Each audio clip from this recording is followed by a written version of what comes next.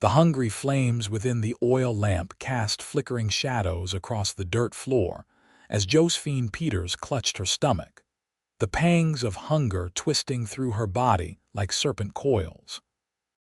3 days without food had left her weak, her once vibrant eyes now sunken as she huddled in the corner of the small room where they had locked her. Outside, the Wyoming Territory of 1878 continued its harsh existence, uncaring about the young woman wasting away inside the walls of Willow Creek's most notorious establishment. The trouble had begun when Josephine Josie, to those who knew her, refused to entertain one of Madame Veronica's wealthiest clients. At 22, Josie had endured 2 years in the brothel after being sold to cover her late father's gambling debts. Though she served drinks and cleaned rooms, she had steadfastly refused to sell her body. Madame Veronica's patience had finally snapped, and her punishment was simple: no food until Josie agreed to earn her keep properly. The old floorboards creaked outside her door, and Josie tensed, expecting to see Madame Veronica's hard face, or perhaps Bruno, the burly man who enforced the Madame's will with his meaty fists. Instead, the lock clicked softly, and the door opened just enough for a tall, lean figure to slip inside. "Miss," came a whispered voice. "Miss, are you awake?" Josie's dry lips parted in surprise as she recognized the silhouette of Yates Quinn, a young cowboy who occasionally came to town with the other ranch hands but never participated in the establishment's main offerings. In the dim light, she could make out his concerned expression beneath the shadow of his hat. "What are you doing here?" she rasped, her voice weak from thirst. "If they find you, they won't," he replied, kneeling before her. From inside his jacket, he produced a small loaf of bread, a wedge of cheese, and a canteen. "I heard them talking in the saloon. What they're doing ain't right." The smell of fresh bread made Josie's stomach clench painfully. "Why would you risk yourself for me?" Yates's eyes, a clear blue that reminded her of summer skies, held steady. "Nobody deserves to starve, Miss Peters. Nobody." As he watched her eat small, careful bites, Yates Quinn knew he was crossing a dangerous line. At 26, he'd spent 8 years working the range, building a reputation as a reliable hand at the Diamond Creek Ranch outside of Willow Creek. He'd seen Josie Peters serving drinks over the past 2 years, noticed how she carried herself with quiet dignity despite her circumstances. The rumors of her situation had reached even the bunkhouse, and when he'd overheard Bruno boasting about breaking the stubborn filly through hunger, something in Yates had snapped. "I can't stay long," he whispered, glancing nervously at the door, "but I'll be back tomorrow night. Same time." Josie wiped crumbs from her lips. "Why would you do that?" "Because it's right," he said simply, then added with a ghost of a smile, "and because you remind me of someone who never gave up, no matter what life threw at her." For 3 nights, Yates returned with food and water, each time lingering a little longer to speak with Josie in hushed tones. He learned about her childhood in Illinois, how her mother had died when she was 14, leaving her with a father who gambled away their small farm and eventually Josie herself. She learned about his parents' small ranch in Colorado that had been lost to drought, forcing him to find work wherever he could from the age of 18. On the 4th night, Yates arrived with a grave expression. "They're planning to move you tomorrow," he said without preamble. "Madame Veronica has arranged to sell your contract to a man heading to a mining town in Montana. The things I've heard about this place." He shook his head, unable to continue. Josie's blood ran cold. She had heard stories of such places, where women rarely survived more than a few years. "I can't let that happen," Yates continued, his jaw set with determination. "I have a plan, but you'll need to trust me. Do you?" Josie looked into his eyes and saw something she hadn't seen directed at her in years: respect. "I do," she whispered. The next evening, as dusk painted the Wyoming sky in deep purples and fading gold, a small fire broke out in Madame Veronica's kitchen. As the staff scrambled to extinguish the flames, Yates Quinn slipped through a back window into Josie's room, carrying a bundle of clothes. "Put these on quickly," he urged, handing her a pair of trousers, a shirt, and a worn jacket. "And tie your hair up under this hat." As Josie changed behind a screen, her heart pounding so loudly she was certain it would give them away, Yates explained his plan. "My horse is waiting behind the livery stable. We'll ride hard tonight, heading south. I have a friend with a small homestead near Cheyenne who can give us shelter until we figure out what's next." "Us?" Josie asked, emerging from behind the screen looking remarkably like a young ranch hand. "You're coming too. I can't go back to Diamond Creek after this," Yates said grimly. "Bruno knows I've been asking questions. It won't take them long to figure out who helped you escape." A shout from downstairs indicated the fire was under control. They had minutes at most. "Are you ready?" Yates held out his hand. Josie slipped her small hand into his calloused one. "Lead the way."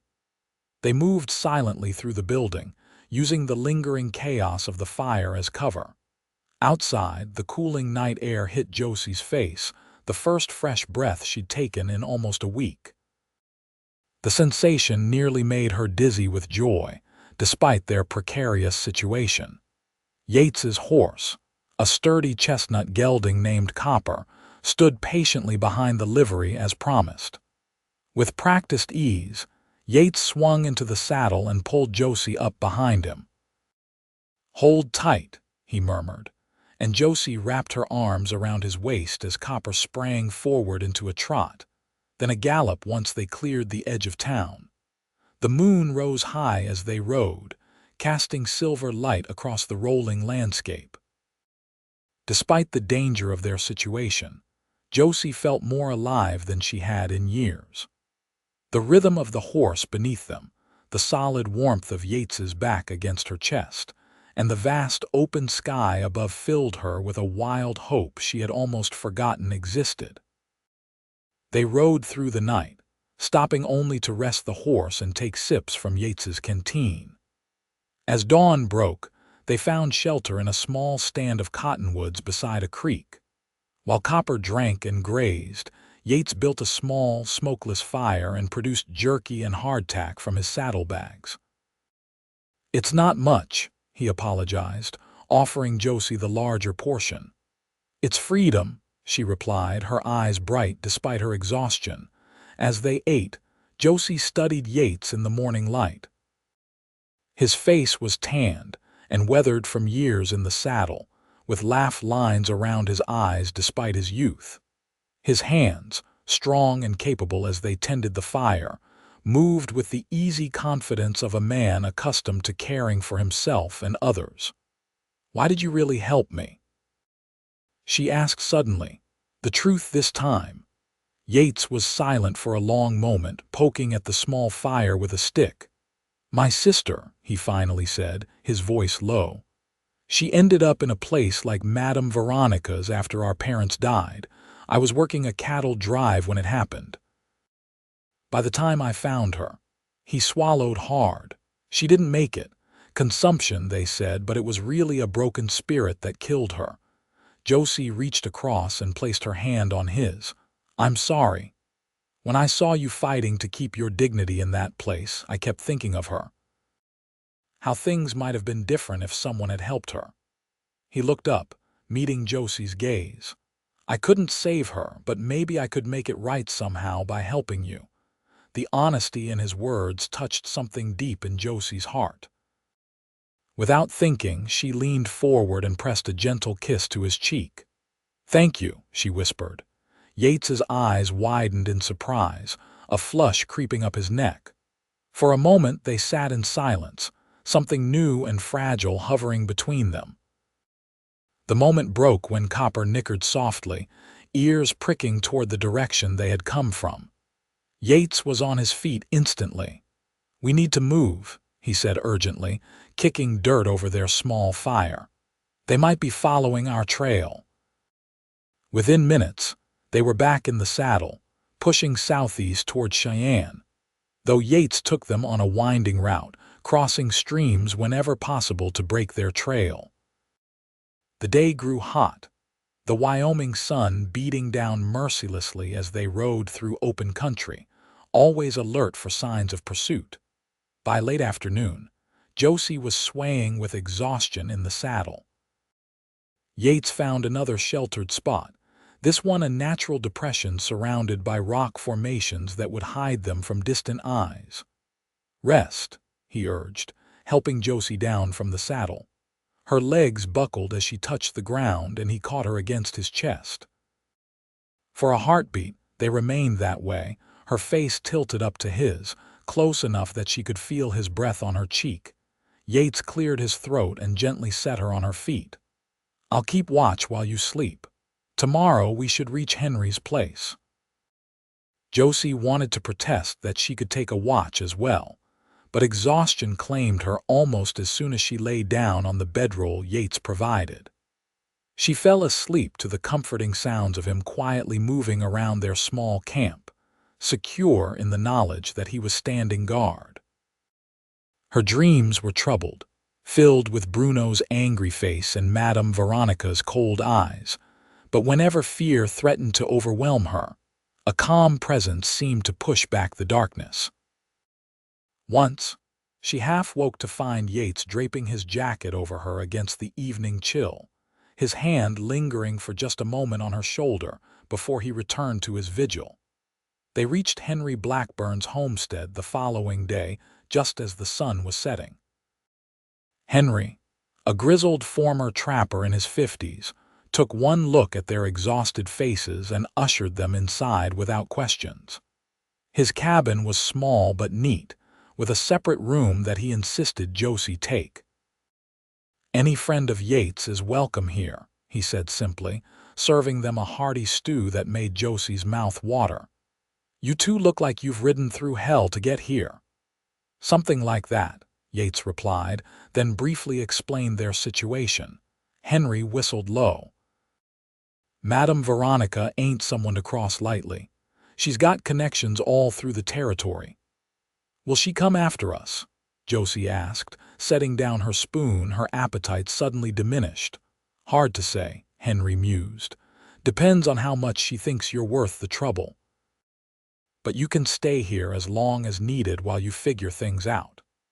That night, as Josie lay in the small but clean bed, listening to the murmur of male voices from the main room, she allowed herself to truly believe, for the first time, that she might be free. The realization brought tears to her eyes, tears of relief, of gratitude, and of something else she wasn't yet ready to name when she thought of Yates Quinn. The days at Henry's homestead fell into a simple rhythm. Josie, determined not to be a burden, threw herself into helping with cooking and household tasks.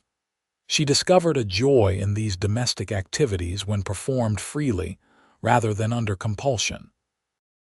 Henry's cabin, which had clearly been maintained by a bachelor's minimal standards, began to take on a more comfortable feel under her attention. Yates spent his days helping Henry with repairs around the property and tending to Copper. In the evenings, the three would share meals and conversation by the fire. Henry proved to be a natural storyteller, regaling them with tales of his younger days as a mountain man. A week into their stay, Henry rode into the nearest settlement for supplies and returned with troubling news. "There's a notice out for both of you," he announced grimly, tossing his hat onto the table. "They're calling it kidnapping and theft, claiming Yates stole Madame Veronica's property and one of her horses to boot." "Copper's mine," Yates protested, his face darkening. "Bought and paid for." "And I'm not property," Josie added, her hands clenching into fists at her sides. "We all know that," Henry soothed. "But the law might see it differently, especially with Veronica's influence. The good news is they think you headed north toward Montana Territory. The bad news is there's a reward enough to tempt folks who might otherwise mind their own business." That night, after Henry had retired, Josie found Yates sitting alone on the porch, staring at the stars. She settled beside him on the rough-hewn bench, close enough that their shoulders nearly touched. "I'm sorry I've brought all this trouble on you," she said softly. Yates turned to her, his face half hidden in shadow. "Don't ever apologize for wanting your freedom, Josie." It was the first time he had used her familiar name rather than the more formal Miss Peters, and the sound of it in his deep voice sent a pleasant shiver through her. "Still, you had a good position at Diamond Creek, a future. Now you're a wanted man because of me." Yates was quiet for a long moment. "I was just existing there, not living, following orders, collecting my pay, watching the seasons change, nothing to call my own." He looked down at his hands. "My pa always said a man needs purpose to truly live. I think maybe I found mine when I decided to help you." The simple honesty of his words moved Josie deeply. Without thinking, she reached out and placed her hand over his. His skin was warm despite the cool night air. "What will we do now?" she asked. Yates turned his hand beneath hers, their fingers intertwining naturally. "I've been thinking on that. Henry mentioned there's work to be had further south near Denver, different territory, different jurisdiction. We could make a fresh start there." Josie's heart quickened at the word. Yates looked uncertain for the first time since she'd known him. "I mean, if you wanted. I'd understand if you'd prefer to make your own way now that you're free. Maybe find family back east, or—" "I don't have anyone," Josie interrupted gently. "And I'd like it if we stayed together." The smile that spread across Yates's face made him look younger, almost boyish. "Then that's what we'll do." They sat in companionable silence, hands still joined, as the night deepened around them. In that moment, Josie felt the first true stirrings of something she had protected fiercely during her time at Madame Veronica's, hope for a future where she might actually find happiness. 2 days later, Henry returned from another trip to town, his expression grim. 2 men were asking questions about strangers in the area. "One matches Bruno's description from what you've told me. They're working their way through the outlying homesteads." Yates and Josie exchanged alarmed glances. "We need to leave," Yates said. "Tonight." "We've put you at enough risk already, Henry." The older man waved away his concern. "I can handle myself, but you two should head out at first light tomorrow. I've got a cousin in Shoshone City, Colorado, runs the general store there. If you can make it that far, he'll help you get settled. It's a decent town, growing but not too big. Folks mind their business." That evening, as they prepared to leave at dawn, Josie found herself filled with a strange mix of anxiety and anticipation. The journey would be dangerous, but the promise of a new beginning pulled at her like a lodestone. As she packed the few possessions she had acquired, a dress and some essentials Henry had purchased for her in town, Yates appeared at the door of her small room, holding a package wrapped in brown paper. "Henry gave me this for you," he said, handing it to her. "For the journey." Josie unwrapped the package to find a small revolver, its handle worn smooth with use. She looked up at Yates in surprise. "It was his wife's," Yates explained. "He taught her to use it for protection when he was away trapping, said it's simple to use but reliable." Josie turned the weapon over in her hands. During her time at Madame Veronica's, she had often felt helpless, at the mercy of others. The weight of the revolver in her palm gave her an unfamiliar sense of power. "Will you teach me how to use it properly?" she asked. "Of course," Yates nodded, then hesitated before adding, "Josie, I want you to know whatever happens, I'll protect you, but I also want you to be able to protect yourself. You deserve that independence."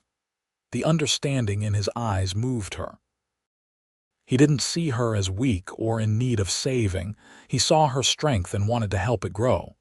Impulsively, she reached out and took his hand. "Thank you, Yates, for everything."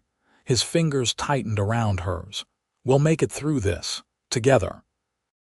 The next morning they set out before dawn, Josie now riding a sturdy mare Henry had insisted they take. "Call it a loan until you get back on your feet," he had said gruffly, refusing payment.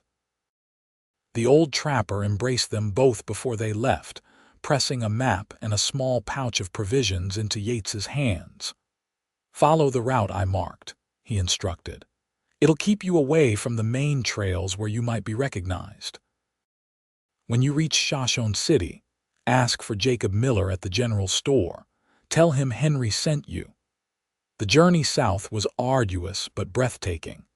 They traveled through valleys where wildflowers carpeted the ground in riots of color, and over passes that offered views stretching to the horizon.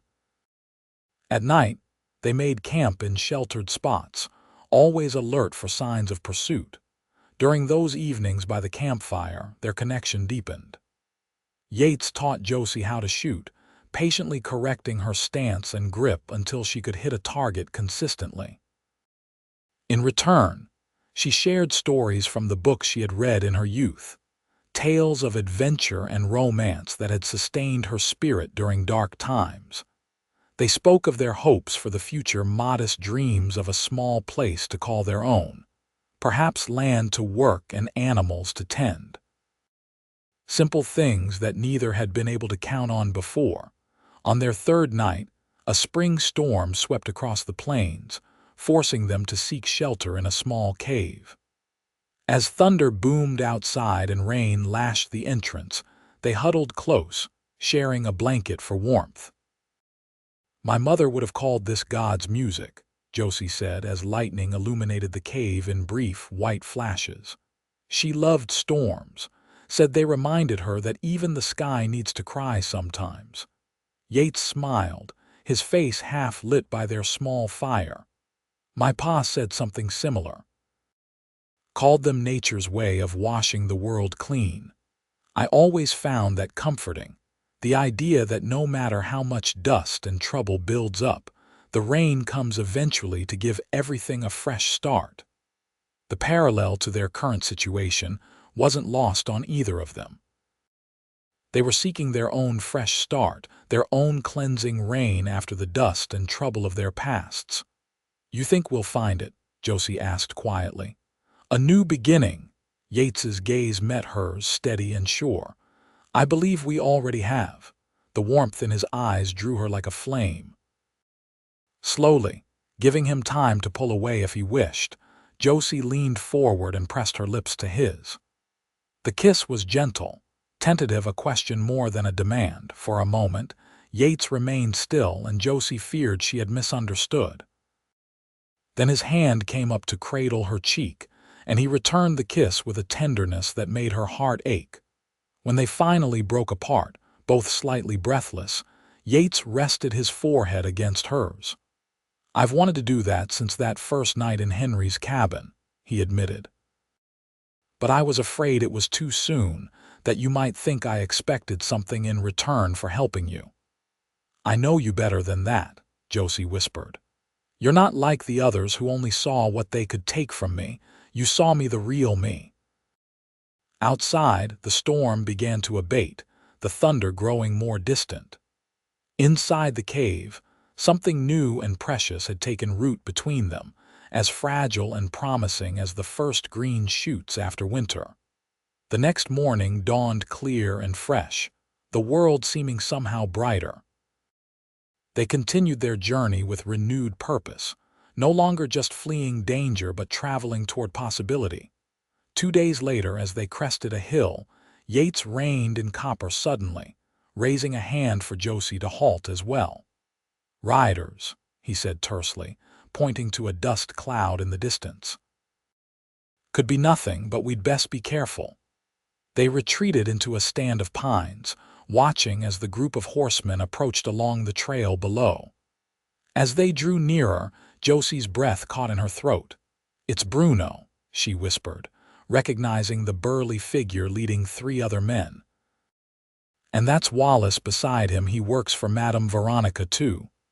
Yates's jaw tightened as he observed their pursuers. "They're heading toward the pass we were aiming for. They must have picked up our trail somehow." "What do we do?" Yates studied the terrain, then pointed west. "We'll have to go around. There's another way through the mountains, longer and rougher, but it'll keep us clear of them." The detour added 3 days to their journey and took them through difficult country where the horses struggled for footing on narrow trails. The nights grew colder as they climbed higher into the mountains, forcing them to sleep close together for warmth, a proximity that brought both comfort and a growing awareness of each other. By the time they began their descent toward Colorado, their supplies were running low. Game was scarce at this elevation, and they had been rationing their food carefully. Josie noticed how Yates consistently gave her the larger portion, though he tried to do so discreetly. One evening, as they made camp in a small clearing surrounded by aspens, their leaves shimmering gold in the last light, Josie confronted him about it. "You need to eat properly too," she insisted, pushing part of her share back onto his plate. "I'm not as fragile as you seem to think." Yates smiled ruefully, caught in his act of quiet sacrifice. "I never thought you were fragile, Josie. Strong as steel is what you are. He hesitated, then continued softly. "I just want to take care of you, even in small ways. No one's been allowed to care for you properly for too long." The simple truth of his words touched her deeply. For years, she had been fighting to maintain her independence and dignity, refusing to let Madame Veronica or anyone else break her spirit. She had equated accepting help with weakness. But what Yates offered wasn't control disguised as protection. It was genuine care with no strings attached. "Maybe," she said slowly, "we could take care of each other." The smile that spread across his face was like sunrise breaking over the mountains. "I'd like that very much."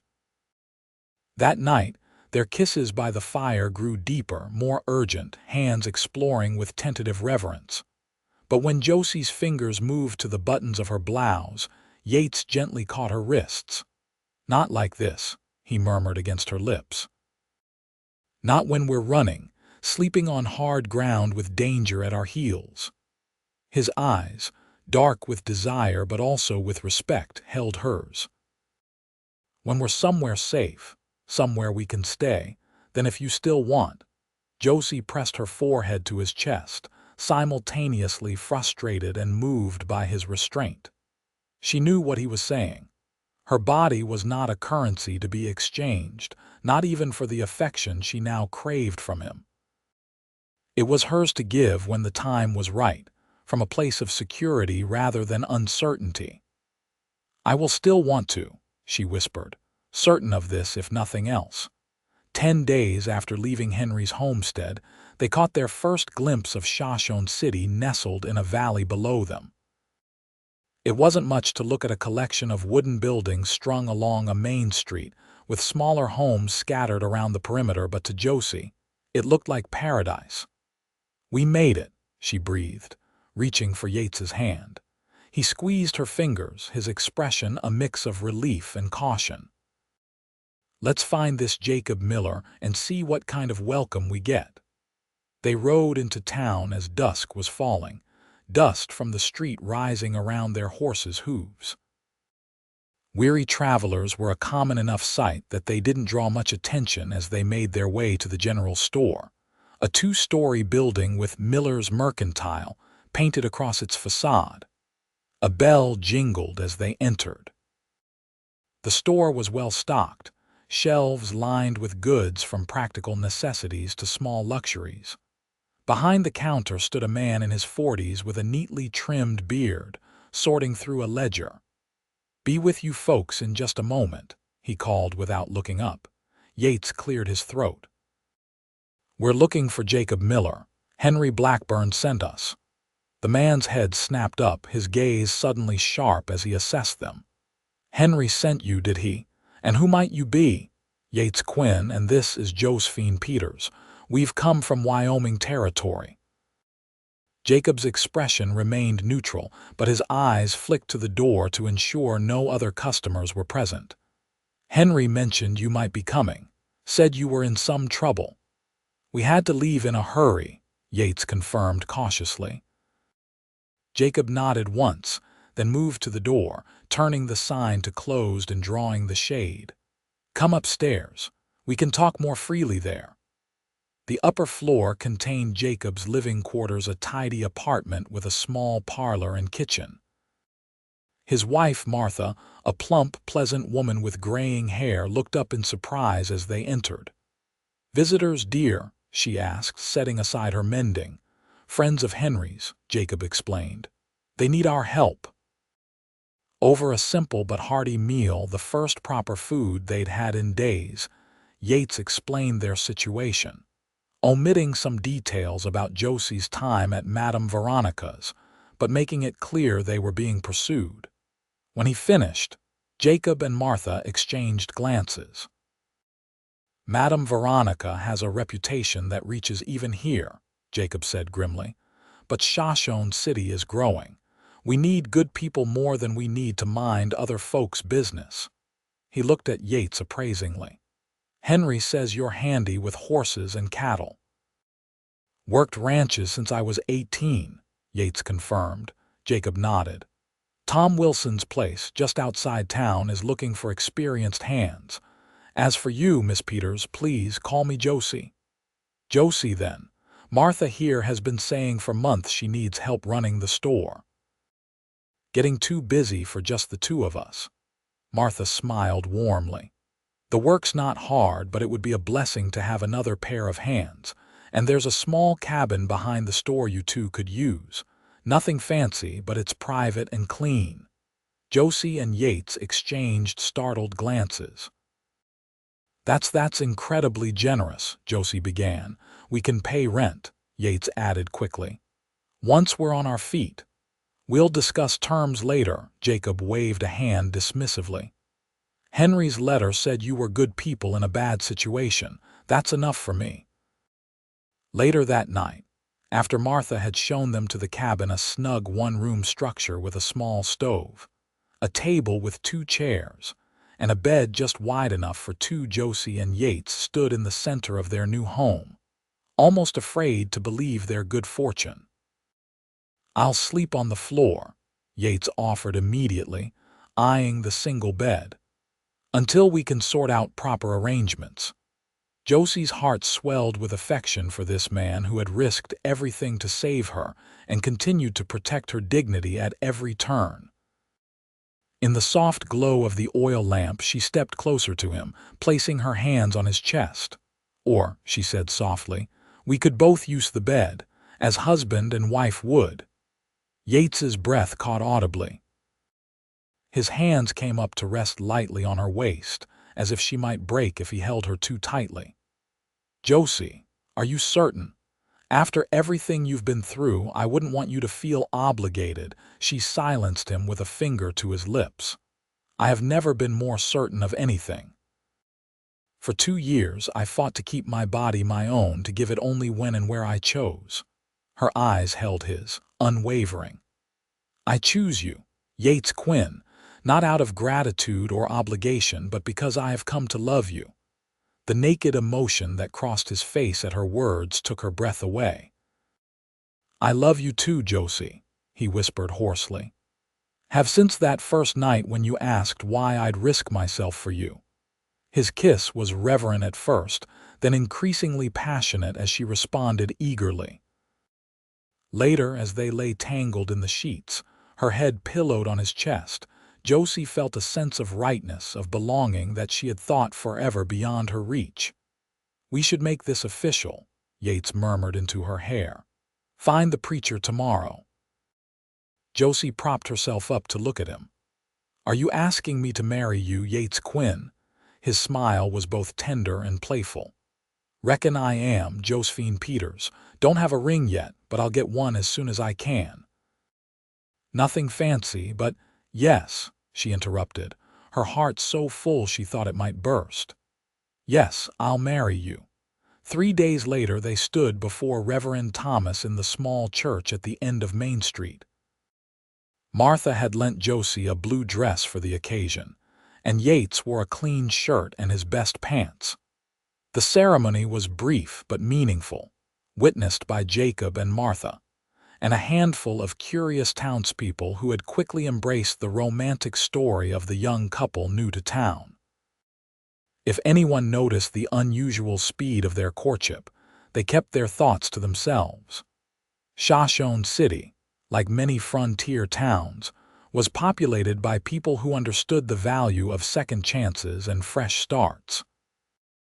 Yates began work at the Wilson Ranch the following day, proving his worth quickly enough that Tom Wilson offered him a permanent position with good wages after just a week. Josie took to store work naturally, her genuine warmth and quick mind making her popular with customers. The Millers treated her like the daughter they had never had, and she blossomed under their kindness. Life settled into a pleasant rhythm. Yates would leave at dawn for the ranch, returning in the evening to find Josie waiting in their small cabin, which grew more home-like with each passing day as they added small touches, wildflowers in a jar on the table, a quilt Martha helped Josie make for their bed, a bookshelf Yates built to hold the volumes Josie began collecting. In the evenings, they would often sit on the small porch, watching the stars emerge as they talked about their days. Sometimes they were joined by the Millers or by friends they gradually made in town. Other times, they would walk to the edge of town where the valley opened up, dreaming aloud about someday having a small place of their own. Their happiness might have continued undisturbed if not for the arrival, 2 months after they settled in Shoshone City, of a familiar face. Josie was arranging a display of fabrics when the bell above the door jingled. She looked up with her customary welcoming smile, which froze when she saw Wallace, Madame Veronica's second enforcer, standing in the doorway. For a moment, they stared at each other in mutual shock. Then Wallace's face split into an unpleasant grin. Well, if it isn't the runaway," he drawled. "Madame Veronica will be mighty interested to hear where you've gotten to." Josie's hand moved instinctively to the small revolver she still kept in her pocket. "I'm not going back," she said, her voice steadier than she felt. "Ever." Wallace chuckled, taking a step toward her. "Don't have much choice, girl. You're still property, legally speaking, and that boyfriend of yours is wanted for theft." "Husband," Josie corrected, lifting her chin. "And I'm not property. I'm a free woman." "Is there a problem here?" Jacob's voice came from the back room as he emerged, alerted by the tension in Josie's tone. Wallace's eyes narrowed as he assessed the older man. "No problem. Just reuniting with an old acquaintance." "Tell your husband I'll be seeing him real soon, too." He tipped his hat mockingly and backed out of the store. As soon as he was gone, Josie's knees gave way, and she sank onto a nearby stool. "That was one of them," she explained shakily to Jacob. "From Madame Veronica's. He'll send word to her and they'll come for us." Jacob's expression hardened. "Not if we have anything to say about it. Martha, mind the store. I'm going to fetch Tom Wilson and a few others." By the time Yates returned that evening, half the town was gathered in the church, engaged in heated discussion. He pushed through the crowd to find Josie, pulling her into a fierce embrace when he spotted her. "Jacob told me what happened," he said, his voice tight with worry. "Are you all right?" Josie nodded against his chest. "Just shaken. Wallace didn't try anything, but he made it clear they'll be coming." Reverend Thomas called the meeting to order then, and the townspeople fell silent. "Folks, we have a situation," he began. "Most of you know Yates and Josephine Quinn by now. What you might not know is that they came here fleeing an unjust situation." He nodded to Yates. "Perhaps you should explain." With Josie beside him, her hand firmly in his, Yates told their full story to the assembled townspeople.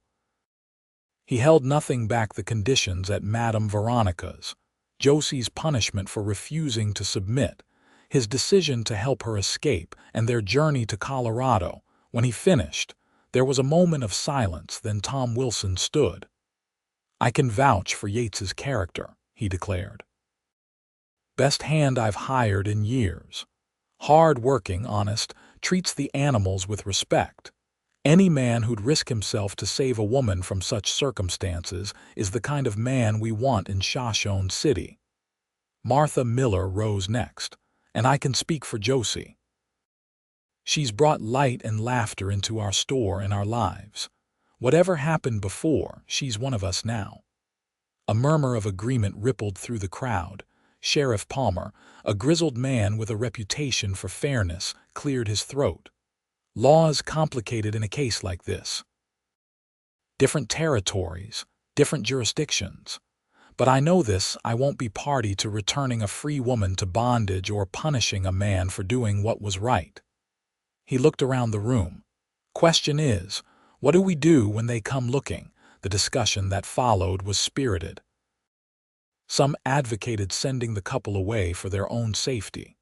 Others argued for standing firm against Madame Veronica's claim.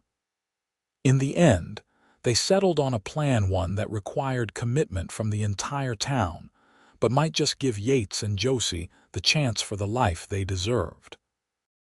3 days later, as predicted, Madame Veronica herself arrived in Shoshone City, accompanied by Bruno and 2 other men. They made an imposing procession as they rode down Main Street toward the sheriff's office, drawing curious stares from locals who had been alerted to watch for their arrival. Inside the jailhouse, Sheriff Palmer received them with professional courtesy that didn't quite reach his eyes. "What can I do for you folks?" he asked, though he knew perfectly well why they had come. Madame Veronica, an elegant woman in her 40s whose refined appearance belied her ruthless nature, smiled thinly. "I'm looking for 2 fugitives, Sheriff.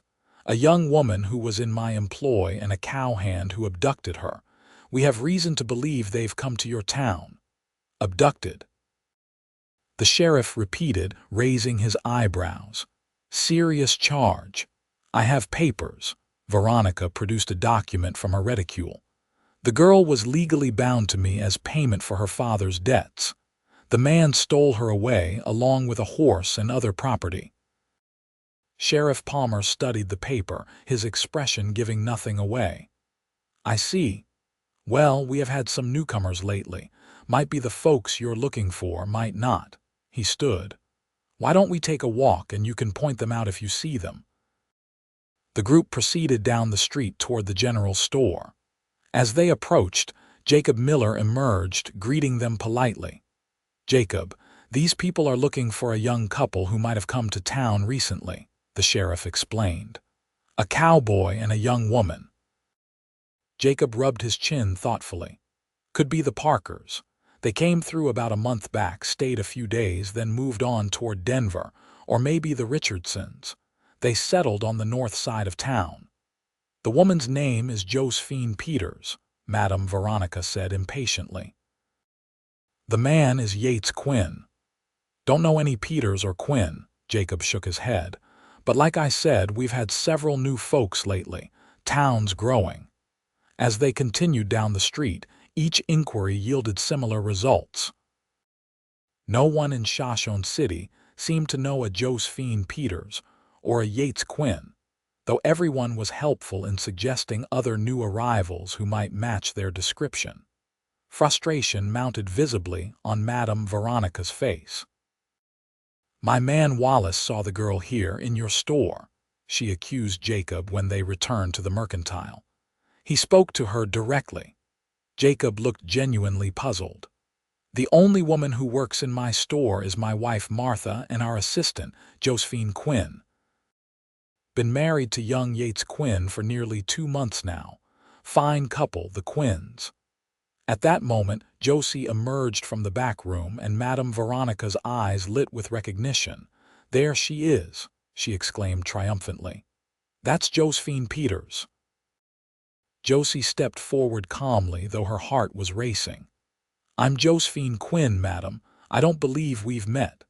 "Don't play games, girl," Madam Veronica snapped. "You know exactly who I am, and you're coming back to Wyoming to fulfill your contract." Sheriff Palmer cleared his throat. "Mrs. Veronica, I understand your conviction, but I'm afraid there's a complication. The woman you're claiming is Mrs. Josephine Quinn, legally married and a resident of Colorado Territory. Your contract, if it exists, would be with a Miss Peters from Wyoming." "This is absurd," Veronica sputtered. "She changed her name, but she's the same person." "Do you have any proof this is the same woman?" the sheriff asked reasonably. "Any witnesses besides your own people?" At that moment, the door opened, and Yates entered, followed by Tom Wilson and several ranch hands. The tension in the room escalated immediately as Bruno stepped forward, hand moving toward his gun. "I wouldn't," Sheriff Palmer warned, his own hand resting on his sidearm. "This is a peaceable town, and I aim to keep it that way." Yates moved to stand beside Josie, his arm sliding around her waist. "Problem here, Sheriff. These folks seem to think Mrs. Quinn might be someone else," the sheriff explained. "A Miss Peters from Wyoming." Yates frowned. "My wife's always been Josie Quinn to me," he said with perfect truth, since they had married almost immediately upon arriving. Tom Wilson stepped forward. "Sheriff, I've known the Quinns since they arrived in Shoshone City. Been working with Yates every day. They're good people, and they're part of this community. Whatever these strangers are suggesting, it doesn't change that fact." One by one, other townspeople began to drift into the store, each greeting Yates and Josie familiarly, each expressing confusion about the visitors' claims. The solidarity was clear. Shoshone City had made its decision about who belonged. Madame Veronica's face hardened as she realized what was happening. "You're all lying," she hissed. "This entire town is conspiring to keep what's mine." "That's a serious accusation against respectable citizens," Sheriff Palmer said mildly. "Now, I understand you're upset, but I don't see any evidence that Mrs. Quinn is the person you're looking for. And even if she were, which I'm not saying is the case, she's now a married woman residing in Colorado Territory. Your Wyoming contract wouldn't hold water here." Bruno leaned in to whisper something to Madame Veronica, whose expression shifted from fury to calculation. "Perhaps we've made a mistake," she said finally, her tone falsely pleasant. "The resemblance is striking, but if Mrs. Quinn has always been Mrs. Quinn—" She inclined her head with mock graciousness. "My apologies for the confusion." No one in the room believed her sudden change of heart, but Sheriff Palmer nodded as if accepting her words at face value. "These things happen. If you're continuing your search, I'd suggest trying Denver. Larger city, more people passing through." Madame Veronica's smile was knife-sharp. "We'll do that. Thank you for your assistance, Sheriff." Her gaze found Josie one last time, filled with malice. "Good day, Mrs. Quinn." After they departed, the townspeople erupted in relieved conversation. Josie sagged against Yates, the tension of the confrontation finally catching up to her. "They'll be back," she whispered. "She doesn't give up that easily." Sheriff Palmer overheard and shook his head. "I don't think so. Veronica's smart enough to know when she's beaten. The whole town just stood against her. That's not a fight she can win, not without more trouble than you're worth to her. And if she does try again," Tom Wilson added, "she'll find the same wall of silence. You're Shoshone City folks now. We take care of our own." The truth of those words settled over Josie like a warm blanket. For the first time since her father had gambled away their future, she belonged somewhere to this town, to this life she was building, and to the man beside her who had risked everything to give her a chance at freedom. That night, as they lay in their bed in the small cabin that truly felt like home now, Yates traced lazy patterns on Josie's bare shoulder. "I've been saving," he said quietly, "from my wages at Wilson's. There's a small parcel of land coming available next month, just south of town. Good water, enough space for a house and maybe some horses. Tom says I've got a good eye for horseflesh, thinks I could do well breeding and training." Josie propped herself up on one elbow, studying his face in the moonlight streaming through the window. "Are you saying what I think you're saying?" Yates smiled, reaching up to brush a strand of hair from her cheek.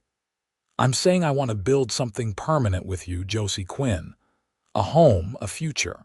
Maybe even a family, if that's what you want too."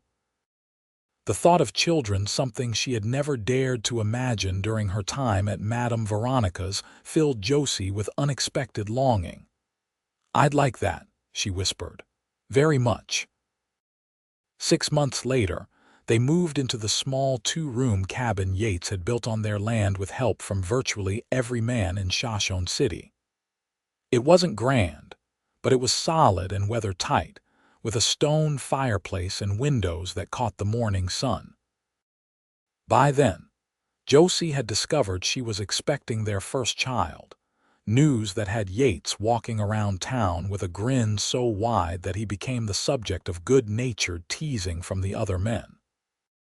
Their son, Henry Jacob Quinn, was born the following spring, a healthy boy with his father's blue eyes and his mother's determined spirit. As Josie held him for the first time, Yates beside her with wonder on his face, she marveled at how far they had come from that night when a starving girl and a compassionate cowboy had first crossed paths. "He's perfect," Yates whispered, gently touching the baby's tiny hand. "He is," Josie agreed, then looked up at her husband with eyes bright with tears and joy. "All of this is. I never imagined I could be this happy." Yates leaned down to kiss her forehead. "You deserve every bit of it and more." Over the years that followed, their family and their dreams grew together. Yates's horse breeding business flourished, earning a reputation for quality that brought buyers from as far as Denver. Josie, between raising their children, found time to help Martha at the store and eventually start a small lending library in town, sharing her love of books with a new generation. 2 more children joined their family, a daughter, Elizabeth Martha, and another son, William Thomas. Their home expanded too, with additions built as the family grew and the business prospered. Occasionally, travelers from Wyoming would pass through Shoshone City, and Josie would tense momentarily, old fears surfacing. But as time passed, these moments became rarer. Madame Veronica and her establishment became part of a past that, while never forgotten, no longer held power over their present. On their 10th anniversary, Yates surprised Josie with a gift, a silver locket containing tiny portraits of their children, engraved with the words, "For the bravest heart I know." As they sat on the porch of their home that evening, watching their children play in the yard while the sun set behind the mountains, Yates took Josie's hand. "You ever think about that night?" he asked.